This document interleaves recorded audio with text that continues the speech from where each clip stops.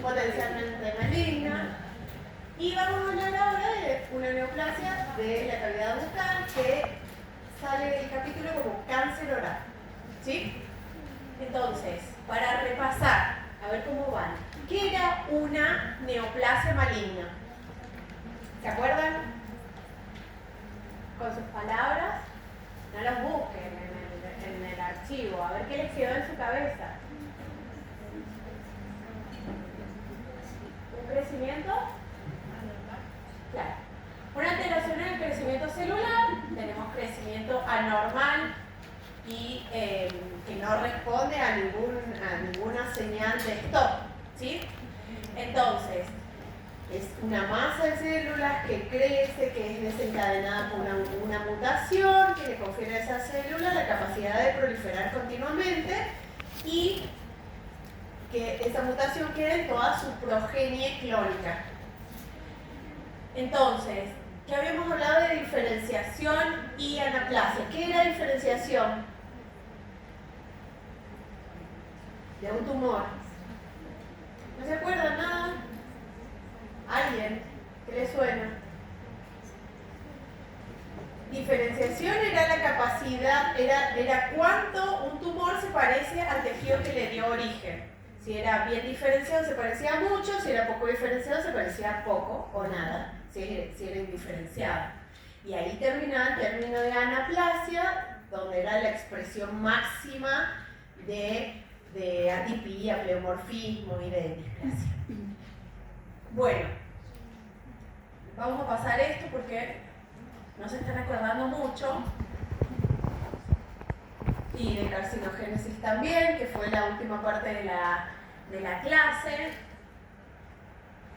Entonces, se propone, por esto de la charla anterior que les dieron, que el tejido normal, primero como una consecuencia de alguna noxa, algún estímulo, hay una hiperplasia, luego una proliferación de un solo clon que cuando tiene una mutación va a desencadenar displasia, que era alteración de crecimiento pero contenido dentro del espesor de un epitelio. Luego pasa carcinoma in situ, cuando ocupa todo el espesor de ese epitelio, y cuando hay ruptura e invasión de la membrana basal, ya hay un carcinoma invasor, con más o menos, depende del tumor y de las células y de las mutaciones, capacidad de metástasis, que era la diseminación a distancia y crecimiento en un lugar distante del lugar de origen. Entonces, tenemos carcinógenos, que son los que dan inicio a esa proliferación celular, que pueden ser químicos, físicos, infecciosos, factores dietéticos.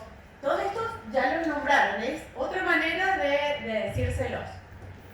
Tenemos las lesiones con potencial maligno, las lesiones preneoplásicas y una predisposición genética. ¿Sí? Vamos a nombrar algunos de estos como los más importantes en cáncer oral. Pero recordar que la mayoría de los tumores surgen de novo, no con estas múltiples pasos. ¿Sí? No es que la mayoría de los tumores tenían el tejido normal y empiezan directamente la vía hacia el carcinoma invasor. ¿Sí? Cuando tenemos hiperplasia, la mayoría va a regresar a su estado normal. ¿Sí? No es que vayan a desencadenar el carcinoma invasor. Bien, cáncer oral lo damos como sinónimo de carcinoma escamoso. Otros sinónimos son espinocelular o pavimentoso. Entonces, es el tumor maligno más frecuente que vamos a encontrar en la boca. Es el 90% de todas las neoplasias orales. Recuerden que podemos encontrar otras neoplasias malignas en la boca porque tenemos otros tejidos que dan origen. ¿Qué tejido da origen al carcinoma escamoso? ¿Qué se imaginan ustedes? ¿Cómo? No, el tejido de origen, o sea, ¿dónde se origina el carcinoma escamoso? Hablando de las primeras clases de tejidos normales. ¿Dónde? ¿Dónde? En el epitelio escamoso. Claro, en el epitelio escamoso de la superficie de toda la mucosa de la boca. Todo está tapizado de los dientes por el epitelio escamoso. Otros tumores que podemos encontrar son los carcinomas desarrollados en glándulas salivares, que ya van a tener su clase, los melanomas, sarcomas, y es un lugar frecuente de metástasis, o sea que otros órganos, otros tumores hagan metástasis en la boca, y también hay que considerarlo. Pero el 90% de las neoplasias que encontramos en la boca van a ser primarias y siendo el carcinoma escamoso el más frecuente. Las localizaciones más frecuentes, cuando yo les doy todas estas características, me refiero al carcinoma escamoso convencional. Ya van a ver que después les voy a nombrar las variantes con sus pequeñas diferencias. Pero los sitios más frecuentes son la cara ventrolateral de la lengua y labio inferior. En general decimos que el grupo etario más frecuente es de 60 a 70 años, con una media de 63 años, y en hombres es mucho más frecuente. Podemos encontrarlo en pacientes más jóvenes, pero tienen alguna predisposición. Por ejemplo, anemia Fanconi o disqueratosis congénita, que predisponen al desarrollo de este tumor, o sea que lo vamos a encontrar en pacientes más jovencitos. Puede desarrollarse en las lesiones que la doctora Lavado les contó, o en mucosa sana. Entonces, el carcinoma oral representa el 4% de todos los tumores que hay en los pacientes de Argentina. Hay 3.000 nuevos casos por año y 800 a 900 muertes por año, o sea que sería una muerte cada 12 horas por este tipo de cáncer. La mayor parte, el 85%, se diagnostica en estadios tardíos, o sea, avanzados, donde ya tienen metástasis. Por eso es importante, todo esto, veníamos charlando con las profes de la cátedra, esto de la importancia, que les suene, que quede en su cabeza todo lo clínico que les estamos contando para intentar llegar más tempranamente, porque más temprano, hacer un diagnóstico más temprano significa chances de curación de ese paciente.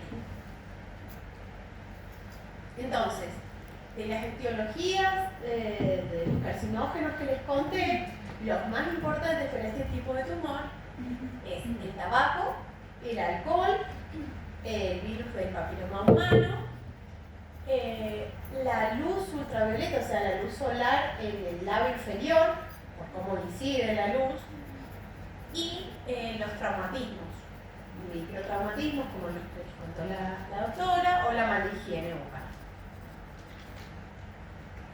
A ver, esto en general para los tumores, para todos los tumores, pero en la boca les vamos a dar estos tipos. Es variable, o sea, no es un solo tipo y tiene que tenerlo eso en la cabeza para prender sus alertas cuando vayan a revisar a un paciente. Porque el tumor se puede presentar como una masa exofítica, verrugosa o papilomatosa, o endofítico, que ustedes lo van a tocar más que ver, por ahí retrae los tejidos, y aparte puede estar ulcerado, que tanto la masa exofítica como la endofítica se puede ulcerar, ¿sí? Acá tenemos ejemplos. ¿Se acuerdan que cuando hablábamos de tumores malignos, de neoplasias malignas, decíamos que comprometía la funcionalidad del órgano, ¿sí? Destruyen, o sea, que la funcionalidad de esta boca, imagínense cómo puede comer ese paciente, o cómo puede tragar, o en el caso de la lengua, cómo puede hablar, ¿sí? Entonces, toda úlcera que persiste por más de 4 semanas y que no le encontramos causa y que no cura, ustedes hicieron todas las cosas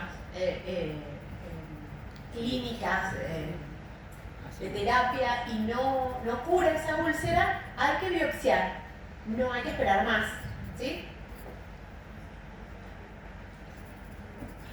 Bien, ¿cuál es la histopatología del carcinoma escamoso?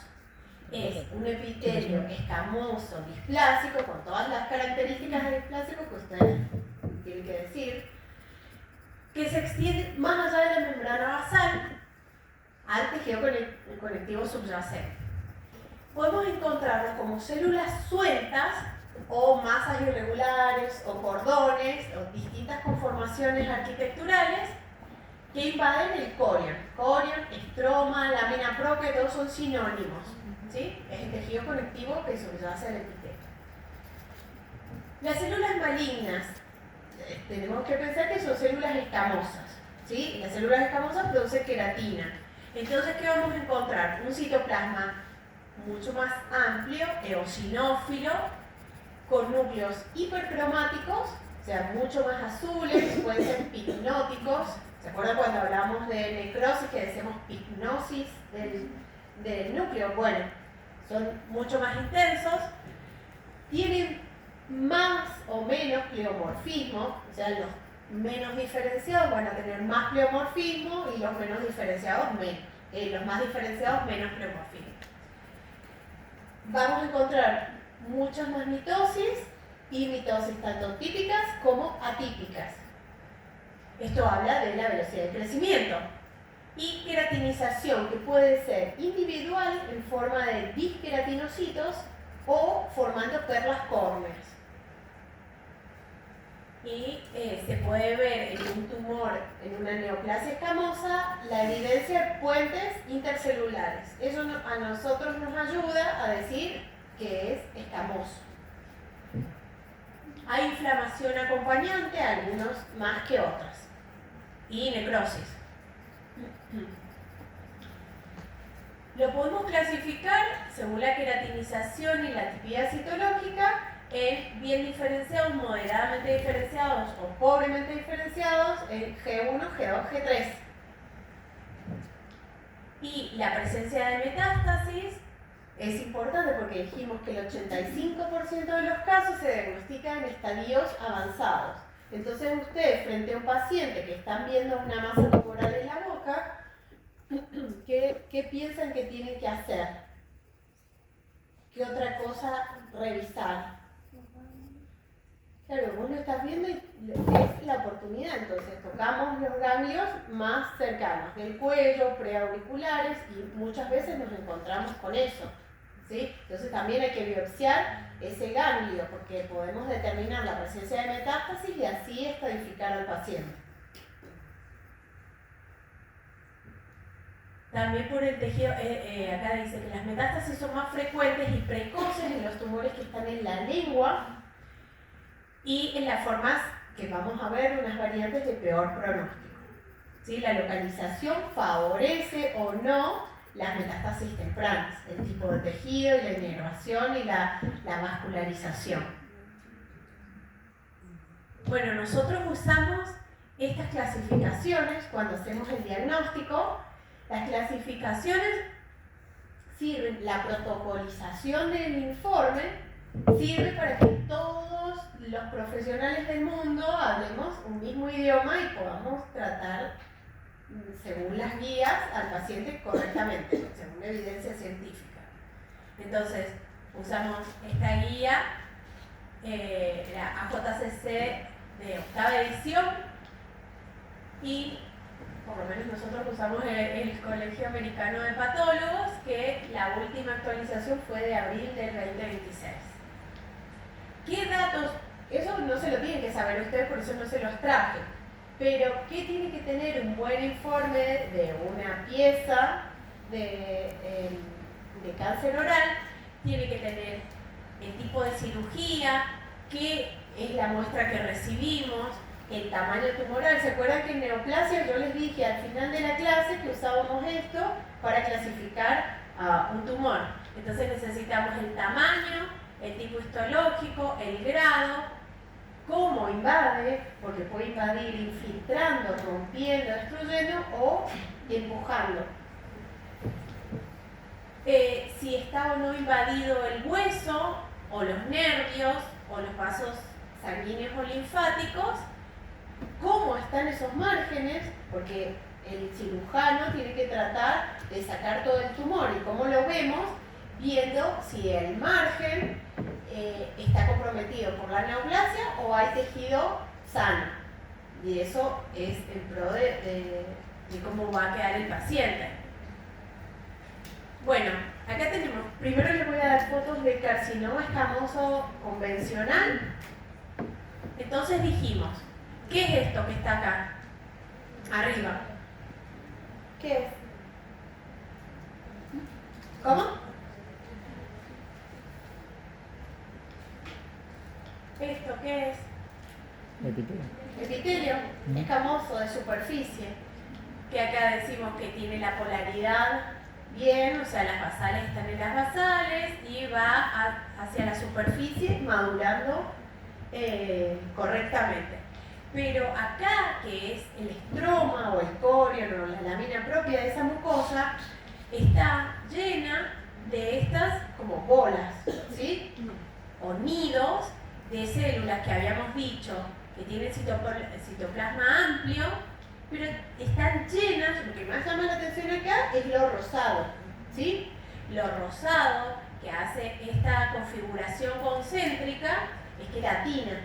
Esto es una perla córnea y esto es otra. Acá tengo disqueratinocitos y están invadiendo el corion acompañado de inflamación, ¿sí? Entonces puedo decir que es un carcinoma escamoso bien diferenciado, porque fue fácil encontrar la queratina o los puentes intercelulares. Estas son, es más difícil, pero ¿qué se imaginan que son? Esto es normal, no es la neoplasia. De la clase de histología normal. Parece músculo. Músculo. Entonces, el músculo son filetes de fibras musculares chiquititas que son clásicas de la lengua.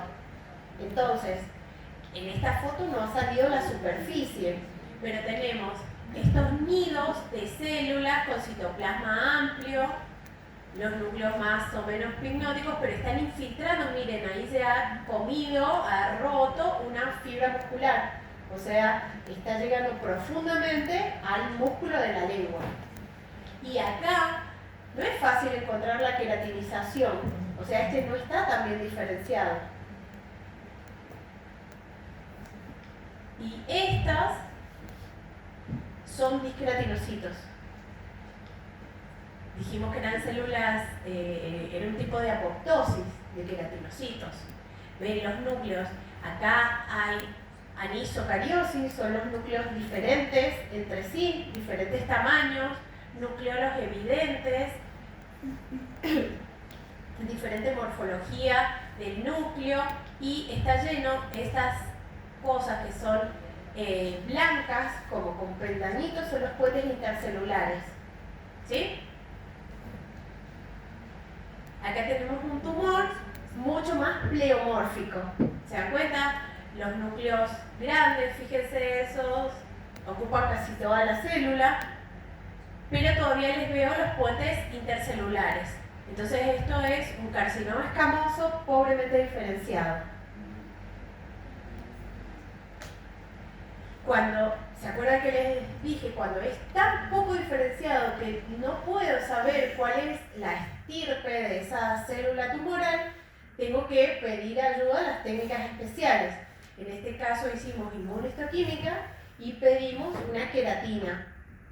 Queratina que puede ser queratinas cóctel. Hay muchas queratinas para pedir y en este caso evidencia las células, fíjense, mucho más infiltrantes. Se van metiendo en el corion. Entonces puedo decir que es un carcinoma escamoso. Eso es las generalidades del carcinoma escamoso convencional. Acá tenemos variantes. Si ustedes les preguntan carcinoma escamoso, punto, nos referimos al convencional, usual. Hay variantes histológicas, entonces acá lo tienen. fotos, verrugoso, escamoso papilar, escamoso de células fusadas o abusadas, cuniculatum, de células basaloides, acantolítico, adenoescamoso y linfoepitelial. ¿Esa? Bien, son varias. Carcinoma verrugoso es de buen pronóstico. Es bien diferenciado, generalmente es exofítico, como una verruga, en hombres de 60 a 70 años, como el mismo grupo etario que el convencional.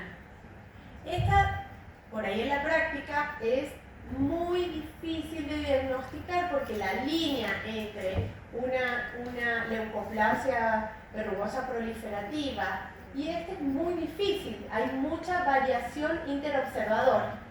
¿Qué significa? Que para mí es un carcinoma verrugoso y para ella es una leucoplasia proliferativa. ¿Y en qué nos ayudamos? En toda la clínica. Cuándo le apareció, qué factores de riesgo tiene, qué tamaño tiene, si es una o muchas, la extensión, y se llega con todo eso y se recomienda también que estas lesiones, esto les cuento en general, las lesiones que son muy difíciles de definir y que catalogan a un paciente con carcinoma o una lesión potencialmente maligna, se recomienda que lo vean varios patólogos para unir criterios. Acá tenemos un carcinoma verrugoso. Entonces, si es muy blanquito, puede tener mucha queratina. Es exofítico, no le duele al paciente, pero tenemos que ver esto.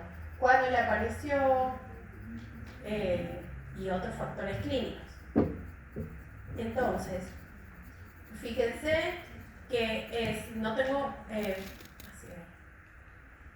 es un tumor que tiene maduración conservada, que casi no tiene atipía, casi no tengo mitosis, y fíjense que la queratinización es hacia la superficie, o sea, hacia donde esperamos que sea.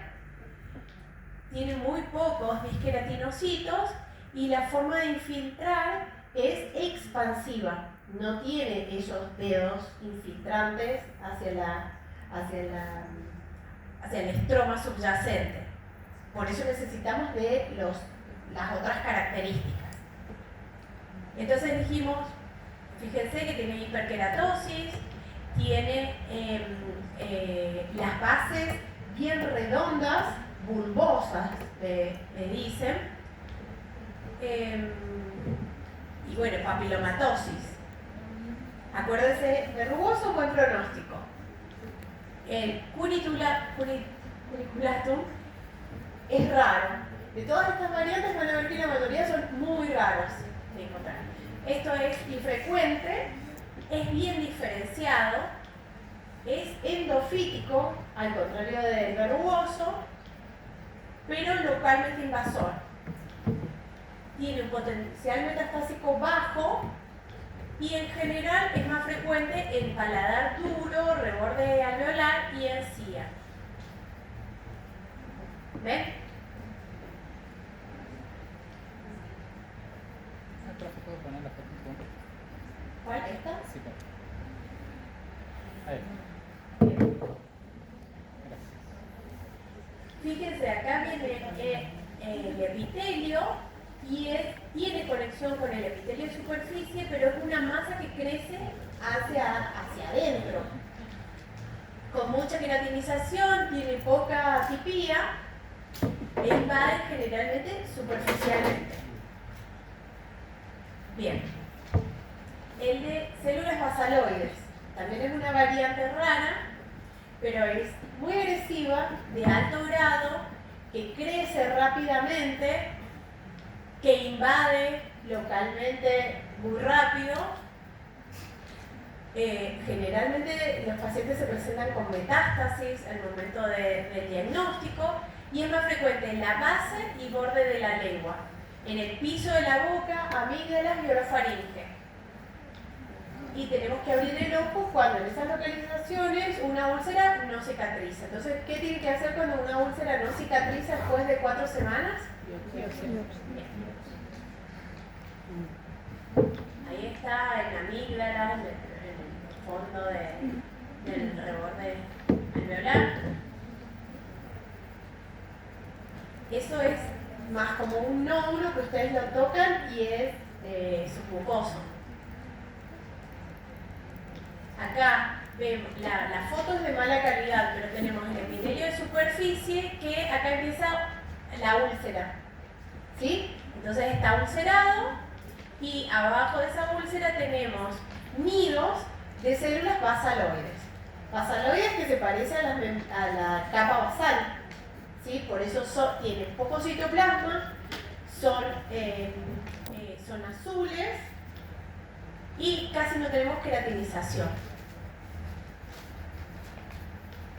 Hay disqueratinocitos, no tenemos las perlas córneas del convencional. Y acá en el centro hay necrosis. Bien, el escamoso papilar también es raro encontrarlo, crecimiento exofítico en forma de coliflor. El epitelio, al contrario del verrugoso, no queratiniza. Hay invasión superficial, baja tasa de metástasis, lo encontramos más en encía y la mucosa yugal. Y está muy asociado con el virus del papiloma humano.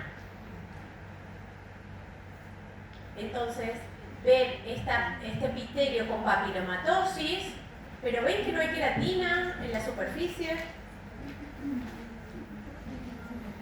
Bien. El próximo, de células fusiformes o sarcomatoides.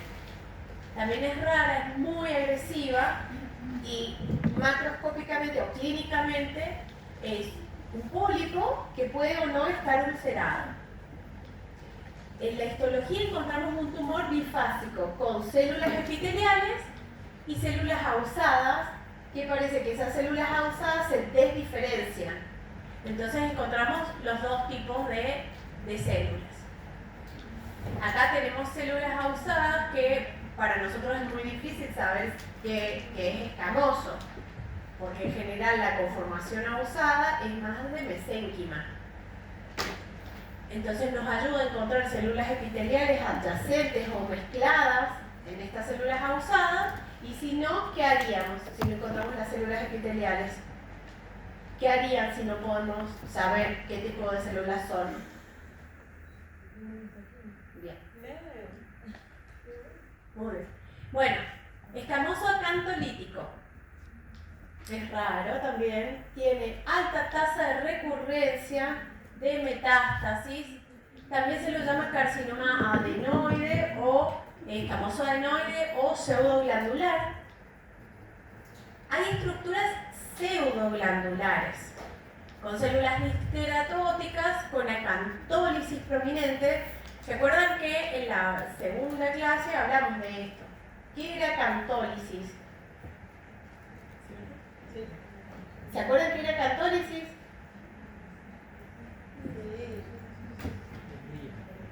¿Qué era? ¿Qué le pasaba? Se separan los cromosomas. Muy bien. Entonces se rompen esos puentes intercelulares y la célula, en vez de ser poliédrica o media cuadrada, se vuelve redonda. Entonces ustedes piensen que la cantidad de proteínas que tenía para dar un rosadito se vuelve más intenso. Entonces son células redondas con un rosa más fuerte y el núcleo atípico. ¿Y qué pasa? Se van rompiendo células y es como que las células caen al centro de ese epitelio formando una imagen como de una glándula. Pero en realidad es que se rompieron los puentes, no es una verdadera luz glandular. Entonces quedan islotes tumorales que se soltaron de sus compañeras. Es más frecuente en el labio inferior. ¿Ven? Entonces todo ese epitelio que veían se suelta en las células del centro y queda como flotando en esa pseudoluz. Acuérdense que es de mal pronóstico. Otra variante, adeno escamoso. Si es adeno, decíamos que ¿qué era? Adeno era Glándula. glándulas, entonces tenemos glándulas y pavimentoso y de superficie. Estas dos diferenciaciones que pueden estar una al lado de la otra o entremezcladas. Es muy excepcional en la boca, muy atorado, da metástasis tempranas y en general se presenta como una masa ulcerada y dolorosa que creció rápidamente. Entonces tenemos verdaderas células glandulares, puede haber más o menos mucina o secreción, y las células escamosas, todo entremezclado. Ven acá la célula escamosa con el citoplasma amplio y el núcleo pignótico. Dos, la diferencia se ve fácil. Y el último es el carcinoma linfoepitelial, que es un carcinoma indiferenciado. Indiferenciado era G4, porque G3 era pobremente diferenciado, G4 es indiferenciado. Generalmente se presenta como una masa submucosa, o sea que ustedes lo van a tocar, más dura, que se puede o no ulcerar.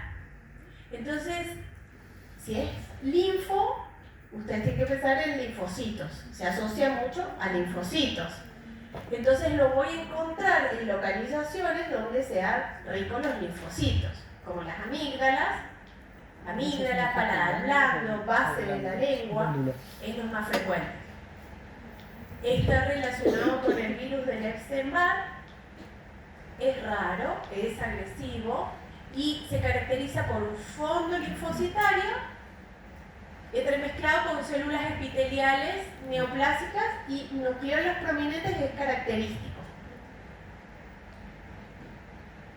Ven que acá no hay tanta queratinización, a nosotros nos cuesta decir que es escamoso este.